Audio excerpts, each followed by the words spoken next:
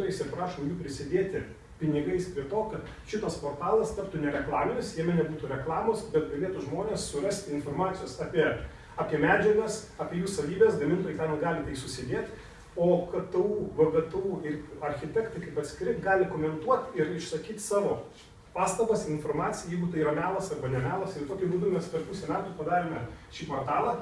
Mes tai vadinam konkrečiai mano kompanija, tai yra rinkodaros kompanija, kuri kūrė portalus.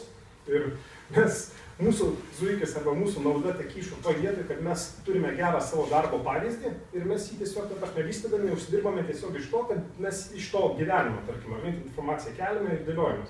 Todėl ta nauda kažkokių užslėptų labai didelių ausų čia tikrai nėra, išskyrus ką supasakojau. Ir pagrindinė šiandien dienai dalykas, ką mes šitiems metams jau apkalbėjome ir susidarėm, tai kad didžioji gamintojų statybinių medžiagų, statybinių toliau planavimo kompanijų, architektų, tarkim, ar ne, jie visi labai mielai priima šitą idėją, taip pat priima ir aplinkos ministerija tą idėją labai teigiamai. Ne visi prisideda, žinoma, pinigais, tačiau bent visi prisideda ir šiandien dieną mes jau gauname tūkstančius informacijos ir būsim pirmasis šaltinis, kurie visą tą informaciją sukelsim į tą portalą, tarkim, ar ne.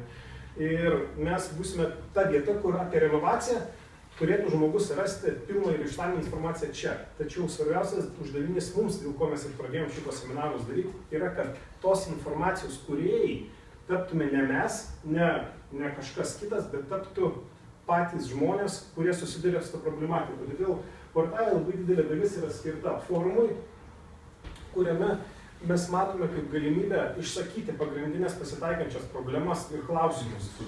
Diskutuot.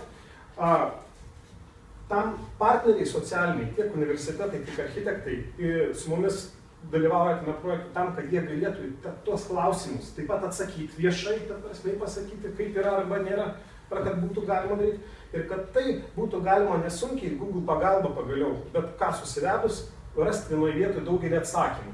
Ir tas veiks tik tada, jeigu žmonės patys pradės rašyti, klausti ir atsakinėti. Ir mūsų darbas šiandien dieną yra užsukti tą procesą, todėl mes esam šiandien dienai čia.